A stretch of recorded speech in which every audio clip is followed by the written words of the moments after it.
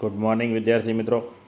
कक्षा 9 विज्ञान में हमने पिछले वीडियो में 7 सवालों का अभ्यास किया था। आज हम देखेंगे 8वां सवाल।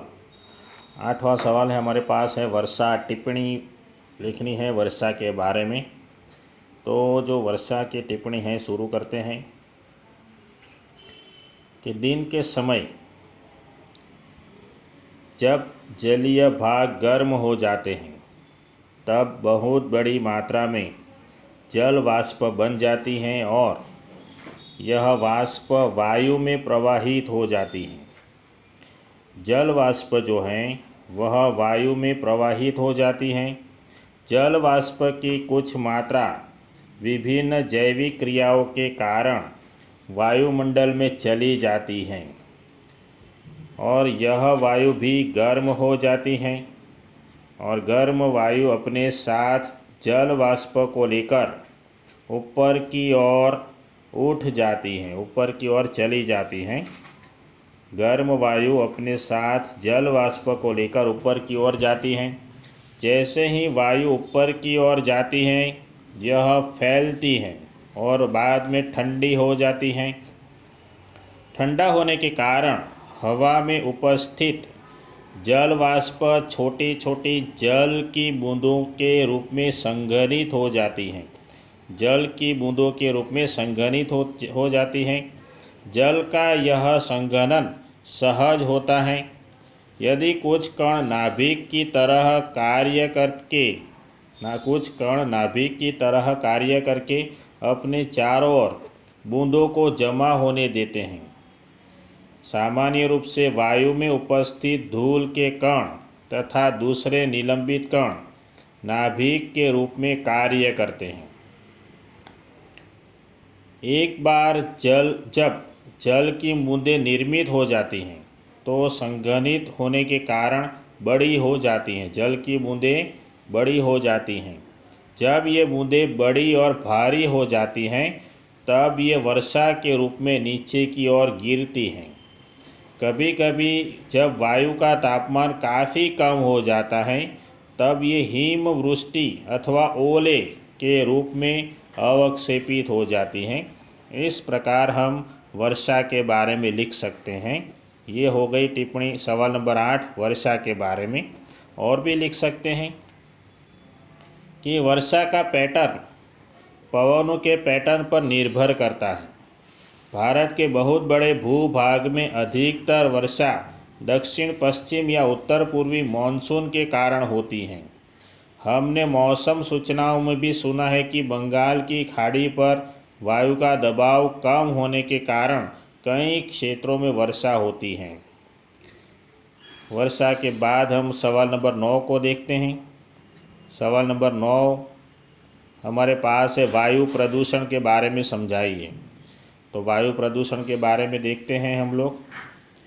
हमारे चारों ओर आप लोग देखेंगे कि नाइट्रोजन और सल्फर के ऑक्साइड का स्तर बढ़ चुका है और अभी तक वायु की गुणवत्ता में कमी आई है। वायु की गुणवत्ता कैसे प्रभावित होती है उसको हम देखते हैं कि जीवाश्म ईंधन जैसे कोयला और पेट्रोलियम पदार्थों में नाइट्रोजन और सल्फर की बहुत कम मात्रा होती है। जब ये ईंधन जलते हैं, कोयला और पेट्रोलियम जैसे ईंधन जलते हैं, तब नाइट्रोजन और सल्फर भी इसके साथ जलते हैं और यह नाइट्रोजन और सल्फर के विभिन्न ऑक्साइड उत्पन्न करते हैं। खास याद रखिए, ऑक्साइड उत्पन्न करते हैं। इन गैसों का केवल सांस के रूप में लेना ही खतरनाक नहीं होता, बल्कि ये वर्षा के जल में मिलकर अम्लीय वर्षा भी करते हैं। जीवाश्म ईंधनों का दहन वायु में निलंबित कणों की मात्रा को भी बढ़ा देता है। ये निलंबित कण बिना जले कार्बन कण या पदार्थ हो सकते हैं, जिन्हें हाइड्रोकार्बन भी कहा जाता है। इन सभी प्रदूषकों की अधिक मात्रा में उपस्थिति के कारण दृश्यता कम हो जाती है। विशेषकर सर्दी के मौसम में जब जल भी वायु के साथ संघनित होता है तो उसे हम कोहरा कहते हैं, कोहरा।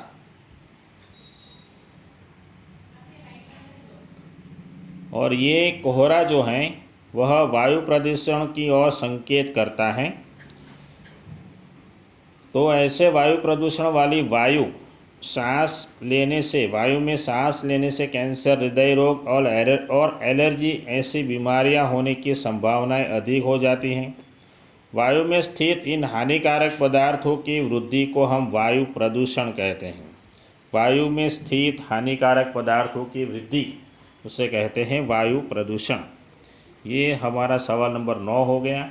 वायु प्रदूषण के बारे में समझाना हो गया। 10वां सवाल देखते हैं कि पृथ्वी पर पानी का विस्तरण, पृथ्वी पानी किस प्रकार फैला हुआ है उसकी बात करेंगे। उसके बाद प्राणियों में पानी का महत्व समझाएंगे और बाद में पानी की उपलब्धता का क्या महत्व है। तीनों सवाल हम लोग बारी बारी देखेंगे। पहले पृथ्वी पर पानी का विस्तरण देखते हैं। तो जल यानी पानी पृथ्वी की सतह के सबसे बड़े भाग पर उपस्थित है और यह भूमिगत भी होता है। जल की कुछ मात्रा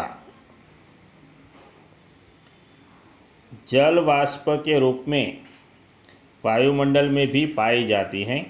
पृथ्वी की सतह पर पाया जाने वाला अधिकतर जल समुद्र और महासागरों में है और यह खारा होता है। शुद्ध जल बर्फ़ के रूप में दोनों ध्रुवों पर और बर्फ़ से ढके पहाड़ों पर पाया जाता है। भूमिगत जल और नदियाँ, झील, तालाबों का जल भी शुद्ध होता है। फिर भी इस जल की उपलब्धता विभिन्न स्थानों पर भिन्न भिन्न होती है। गर्मी में अधिकतर स्थानों पर जल की कमी होती है। ग्रामीण इलाकों में जहाँ जल आपूर्ति की व्यवस्था नहीं है वहाँ लोगों का अधिकतर समय दूर से जल लाने में व्यय होता है। ये बात हो गई हमारे पास जल का विस्तरण। अब प्राणियों में जल का महत्व देखते हैं। प्राणियों में जल का महत्व, तो सभी प्राणियों को जल की आवश्यकता है, हमें मालूम है, क्योंकि सभी कोशिकीय प्रक्रियाएं जलीय माध्यम में होती हैं। सभी प्रतिक्रियाएं जो हमारे शरीर में या कोशिकाओं के अंदर होती हैं वह जल में घुले हुए पदार्थों में होती हैं। शरीर के एक भाग से दूसरे भाग में पदार्थों का संवहन घुली हुई अवस्था में होता है। इसलिए जीवित प्राणी जीवित रहने के लिए अपने शरीर में जल की मात्रा को संतुलित बनाए रखते हैं। स्थलीय जीवों को जीवित रहने के लिए शुद्ध जल की आवश्यकता होती है, क्योंकि खारे जल में नमक की अधिक मात्रा होने के कारण जीवों का शरीर उसे सहन नहीं कर पाता है। इसलिए प्राणियों और पौधों को पृथ्वी पर जीवित रहने के लिए आसानी से जल उपलब्धि के स्रोत आवश्यक हैं। 12 नंबर का सवाल, पानी यानी जल की उपलब्धता का महत्व देखते हैं।